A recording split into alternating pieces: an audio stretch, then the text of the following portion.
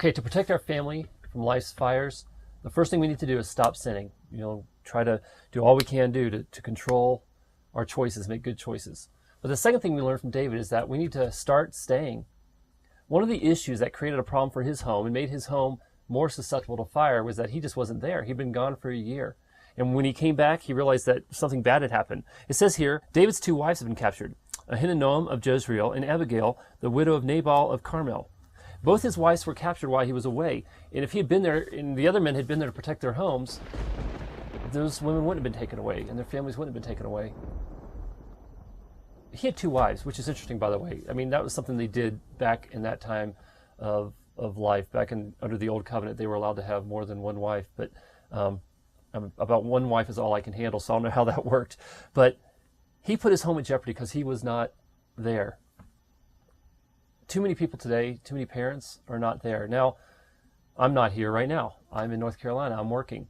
And sometimes we have to leave home because of work or family responsibilities. But all too often, it seems like kids are deserted by parents who just want to go and have a good time out taking care of their bodies, out there trying to have a good time, trying to have more entertainment. And really, it seems like too many kids are abandoned by parents who are just out there making selfish choices.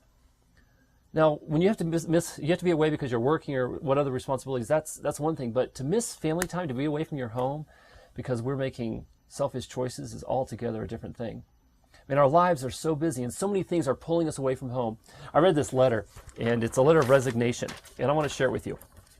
It says, "To whom it may concern, I am hereby officially tendering my resignation as an adult in order to accept the responsibilities of a 6-year-old.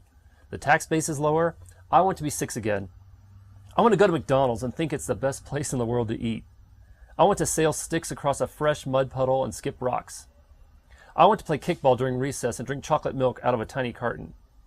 I long for the days when life was simple, when all you knew were your colors, the addition tables, and simple nursery rhymes. But it didn't bother you because you didn't know what you didn't know, and you didn't care. I want to go to school and have snack time, recess, gym, and field trips. Take naps on those little red and blue mats. I want to think the world is a fair and everything in it is honest and good. I want to believe that anything is possible. Sometime while I was maturing, I learned too much. I learned of nuclear weapons, prejudice, starving and abused kids, lies, unhappy marriages, illness, pain, divorce, mortality. I want to be 6 again. I want to think that everyone, including myself, will live forever because I don't know the concept of death. I want television to be something I watch for fun, not something used for escape from the things I should be doing. I want to be able to stare at a bug for hours and not worry that I'm missing important phone calls. I want to be 6 again. I want to walk down the beach and think only of the sand beneath my feet and the possibility of finding that cool shell I'm looking for. I want to spend my afternoons climbing trees and riding my bike, letting the grown-ups worry about time, the dentist, and how to find money to fix the car. I want to wonder what I'll do when I grow up and what I'll be, who I'll be, and not worry about what I'll do if this doesn't work out. I want that time back. I want to be 6 again. Now my computer crashes, or I have a mountain of paperwork, or 2 depressed friends, or a fight with my spouse, or bittersweet memories of times gone by, or second thoughts about so many things. I want to be 6 again. Man, wouldn't it be nice to be 6 again sometimes? Sometimes don't you feel like your life is on fire? We must not allow the fires of life to pull us away from our homes. In his book, Childhood's Future, Richard Louv points out that a lot of children are feeling isolated from their parents.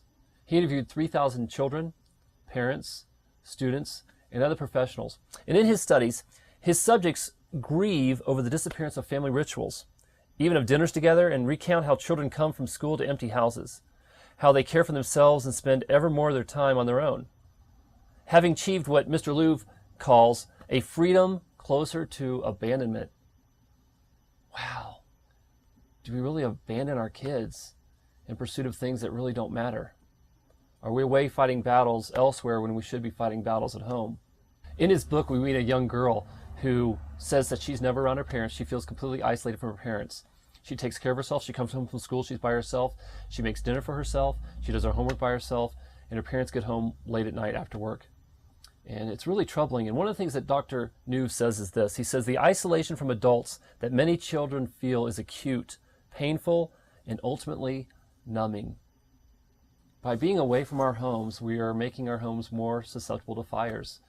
But we're also damaging our children. We're putting them in a position where they're more vulnerable, where they can even become numb. It's so important that we're together. I read a 2004 report which interviewed 2,000 high school seniors.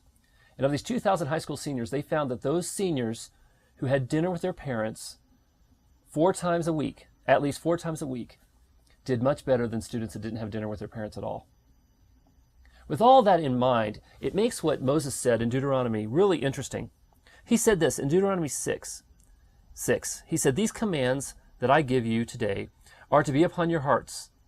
Impress them on your children. Talk about them when you sit at home and when you walk along the road, when you lie down and when you get up.